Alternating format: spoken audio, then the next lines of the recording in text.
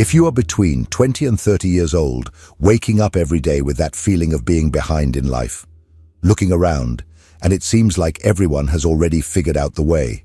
Some are in high positions, others have started businesses, some are married, others live alone in a magazine-worthy apartment, travel the world, post smiling photos, train every day, have a productive routine, an active social life, and you are there, paralyzed, trying to convince yourself that there's still time, but deep down, you feel that you're failing. It's not that things are bad, it's that you feel you are the problem, as if there's something wrong with you that prevents you from keeping up with others, and maybe no one knows this. Maybe on the outside, you pretend well, but inside, the comparison has turned into torture. Every scroll on Instagram is a stab. Every news of an acquaintance succeeding feels like a cruel reminder that you are falling behind. And the worst, everyone keeps telling you that your 20s are the decisive decade, the time to build everything, and you don't even know where to start. If you feel this way, this video is for you. And I'm going to tell you something that perhaps no one has the courage to say. You are not a failure. You are living under the weight of absurd expectations imposed by a society that profits from your insecurity. You think you are failing in life when in fact you are being crushed by a script that was never yours. You were taught that by the age of 30, you need to have career success, a perfect body, a stable relationship, a healthy mind, amazing friends, solid finances, and time to travel the world. But no one told you that this standard is a carefully constructed illusion to keep you always trying to reach something that never arrives. Because the more you feel that something is missing, the more you consume. More courses, more miracle therapies, more promises of productivity, more comparisons, more products to fill internal voids. You are not broken. You are reacting to a sick system. And today, in this video, we are going to expose this system. We are going to unmask the lies they told you about success, failure, time, purpose, and comparison. You will understand why you feel this way. And more than that, you will discover how to start freeing yourself. But I warn you right now, this video will not offer you shortcuts. It will not give you magic formulas. It will offer you something much more valuable: clarity. The chance to see your life with different eyes. Not the eyes of someone trying to fit into someone else's script, but the eyes of someone who is ready to write their own story. And it all starts now. From an early age, you were taught that there is a right path to follow, an almost sacred sequence of achievements that validate your existence. Choose the right profession, get into the right university, land the right internship, build a promising career, find the love of your life, maintain a stable relationship, take care of your body, your mental health, have amazing friends, travel the world, buy an apartment, be independent, always be happy, always be productive. Ideally, all of this before turning 30. But stop and think. Where did this script come from? Who decided that this is success? Who said this is the right time, the right order, the right life? The truth is uncomfortable, but it needs to be said. This script was not made for you. It was made against you. You live in a society that needs to keep you in a constant state of dissatisfaction. Because satisfied people don't buy. Self-assured people don't desperately follow influencers in search of happiness formulas. Peaceful people don't drown in skincare products, high-performance courses, mindset mentors, productivity gurus. People who know their own worth don't need to prove anything to anyone. This script was designed for you to fail, and when you fail, you feel guilty. When you feel guilty, you seek to fix yourself. And it is at this exact moment that the system profits, selling cures for problems it itself created. Brené Brown, a researcher of vulnerability and shame, analyzed thousands of interviews with people in their 20s and 30s. What she found was alarming. Never has there been a generation so pressured, so anxious, so convinced that they are failing simply for not meeting standards that no one ever meets. According to her, this is not a crisis of character. It is a logical response to a system designed to make you feel less capable, less beautiful, less worthy, less enough. These standards are not neutral. They are weapons. They are tools of control. Because as long as you are trying to be enough, you will be obedient. You will follow the script without questioning. You will believe that your pain is your fault. And you will never realize that it is a symptom of a system that taught you to hate yourself. But enough. It's time to expose the most powerful trap that sustains this script: comparison. And that's what we are going to talk about now. If this content is making sense to you, click the subscribe button and subscribe to the channel. Thank you for your support. You don't feel like a failure because your life is objectively worse than others. You feel this way because you are bombarded daily with idealized and carefully edited versions of other people's reality. You are not comparing yourself to real people. You are comparing yourself to showcases. Think about what happens when you open Instagram. You see someone launching a startup at 23, someone traveling through Asia at 25, someone getting married at a cinematic sunset at 27. You see sculpted bodies, perfect routines, constant smiles, stable relationships, stacked professional achievements, and your brain, conditioned to seek belonging and validation, interprets all of this as proof that you are behind. But what don't you see?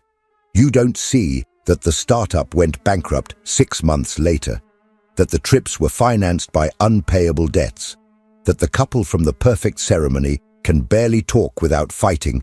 You are comparing your behind the scenes with all the mess, doubt, and chaos to someone's best angle of life. And this is not by chance. Social media are platforms for comparison on an industrial scale. Every like, every comment, every algorithm is carefully calibrated to stimulate your neediness. The more inadequate you feel, the more time you spend scrolling. The more time you scroll, the more you consume. The more you desire, the more you buy. Brené Brown calls this hustling for worthiness, the desperate attempt to prove your value through external achievements. And it's never enough, because the model is designed for you to never feel sufficient. When you achieve one thing, another one should be on your to-do list. When you think you've arrived, you see someone who has gone even further, faster, with more likes. This cycle is insidious, and the cruelest part is that it disguises itself as inspiration. You are led to believe that these images motivate you, but what they really do is erode your self-esteem while you smile and applaud. This is not motivation, it's psychological torture wrapped in aesthetics. If you feel like you're always behind, always owing, always failing, maybe the problem isn't you. Maybe it's the standard you're using to measure your life. But how do you break free from this? How do you silence the noise, regain sanity, and start seeing your own life through your own eyes? The answer begins when you learn to differentiate what is yours from what has been imposed. And that is exactly what we are going to explore now. Let's make something very clear. You are not failing. You are trying to survive in a system designed to make you feel inadequate. The pain you feel, that suffocating sense of always falling short, is not a sign of personal weakness. It is the absolutely logical response of a healthy mind exposed to toxic expectations. You have been conditioned, from an early age, to believe that your worth lies in achievements, in external validations, in performance, in productivity. Since childhood, the messages are clear. Be the best in your class, perform well for others, don't disappoint, make your parents proud, be someone in life. Gradually, the world teaches you that love is conditional on success, that you will only be accepted if you are admired, and that if you are not excellent, you will be invisible. Brené Brown calls this the culture of never enough. Never pretty enough, never productive enough, never thin enough, never successful enough. And the result is an army of young adults in a constant state of alert, desperately trying to fit into an impossible mold. But here is the truth. No one told you. That mold is not real. It is an artificial construct, fueled by economic interests and sustained by comparison, fear, and shame. You think you are failing because your desire has been hijacked, because you have spent your life chasing goals that weren't even yours. How many of your dreams are truly yours? How many of your goals were chosen by you? And how many were inherited from your family, culture, or social media? How many times have you felt inadequate for not achieving something that, deep down, you didn't even want? The first step to freeing yourself is to do what Brené calls curating your own values. Stop and ask, is this important to me, or have I been conditioned to think it is? When you start asking these kinds of questions, something powerful happens. You regain control of your own narrative. You stop living to please. You stop measuring your life by others' standards. You stop chasing external approval. And gradually, you begin to feel something rare in this world: peace. But there is still a silent poison that keeps you trapped in this prison: the addiction to comparison. And if you really want to break free, you will need a radical step.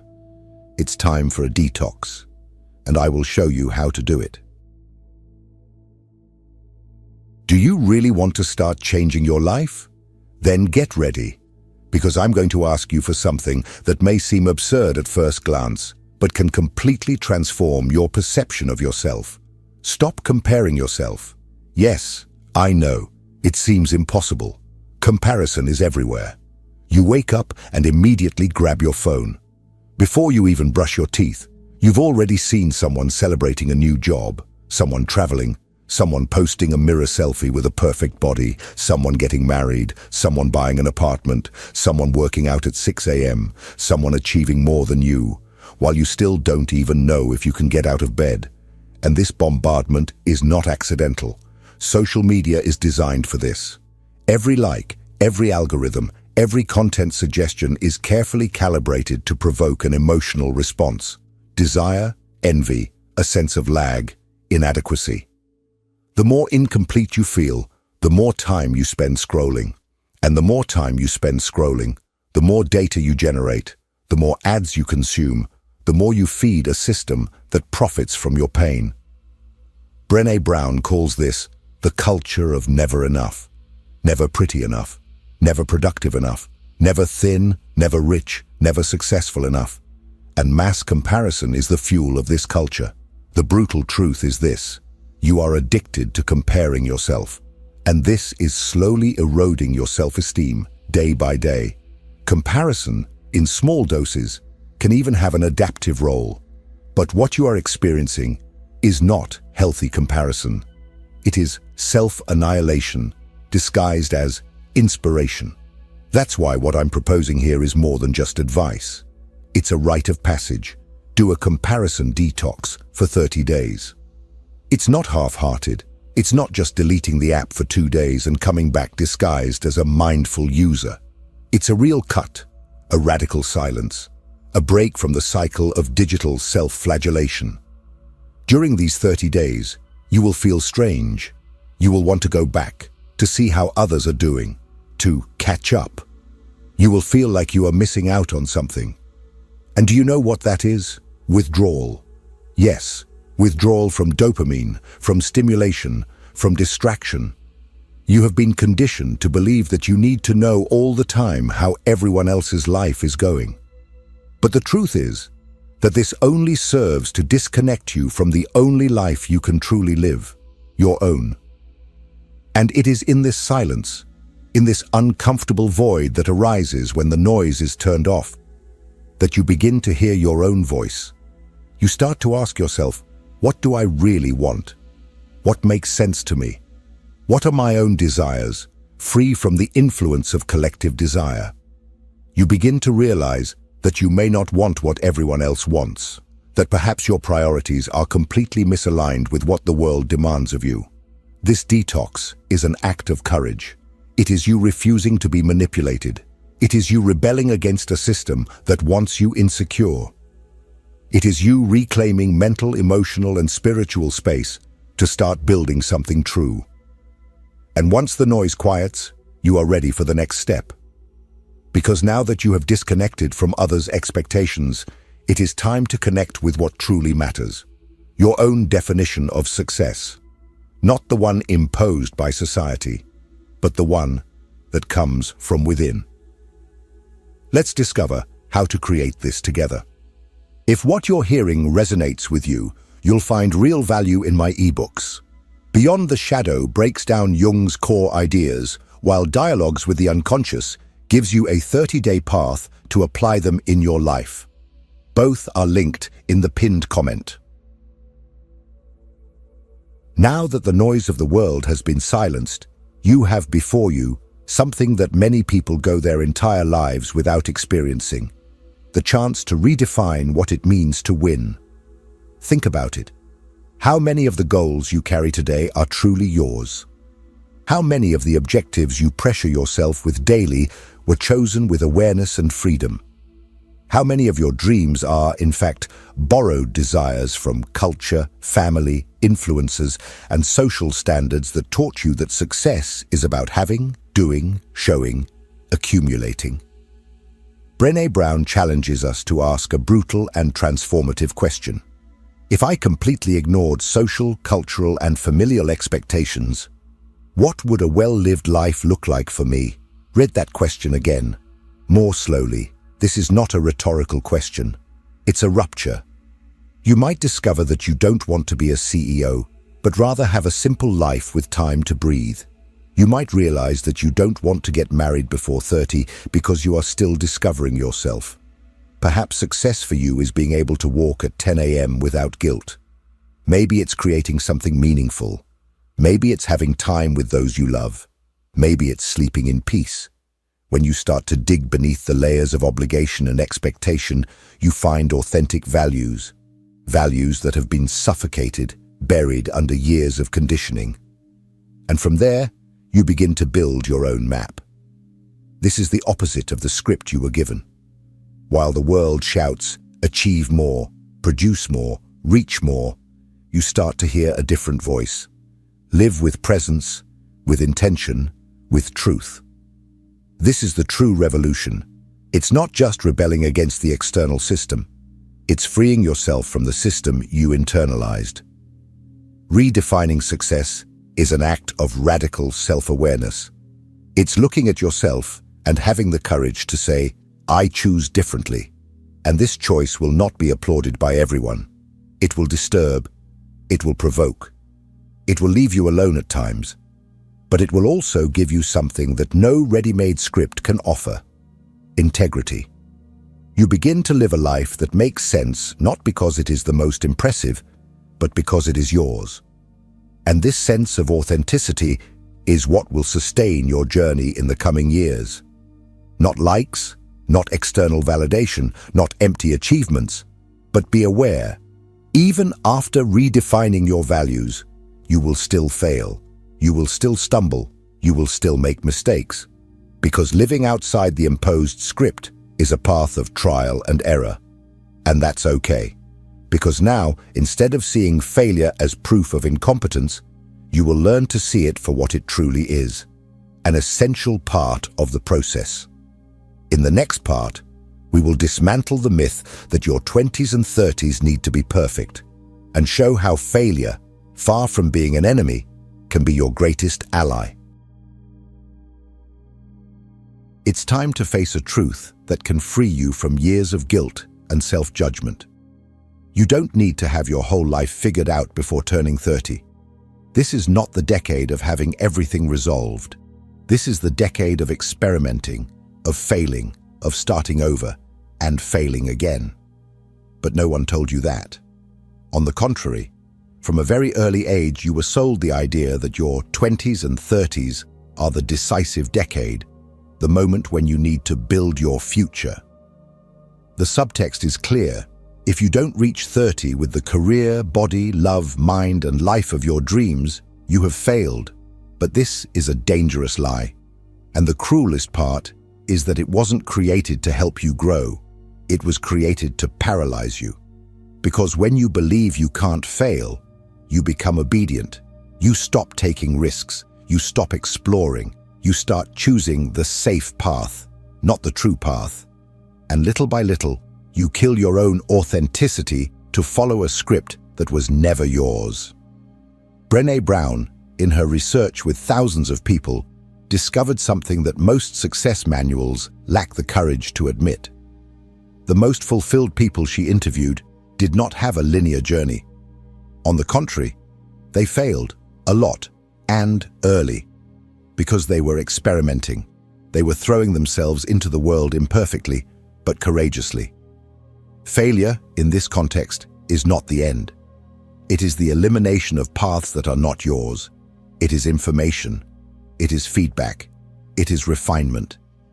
Every time you fail, you discover something about yourself that you wouldn't have discovered if you were too busy trying to appear perfect. And look what happens to those who follow the right script too closely. Many reach 40 with a perfect life on the outside, but completely empty on the inside. They collapse because they realize they built someone else's life, not their own. You know someone like that. Maybe you are on your way to becoming someone like that if you don't do something now. So listen carefully. You have decades ahead of you. You can change careers at 35. You can find yourself at 40. You can love again at 50. There is no fixed timeline. The only real failure is living your whole life trying to fit into a mold that suffocates you. You are not a failure. You are a human being in process. And in that process, failing is not just allowed. It is essential. Now, it's up to you. If this video made you rethink something, if any part touched you deeply, comment here. Tell me, which part confronted you the most? At what moment did you feel described? Let's talk. Your story can help others who are also feeling lost. And if this video gave you clarity, don't stop here.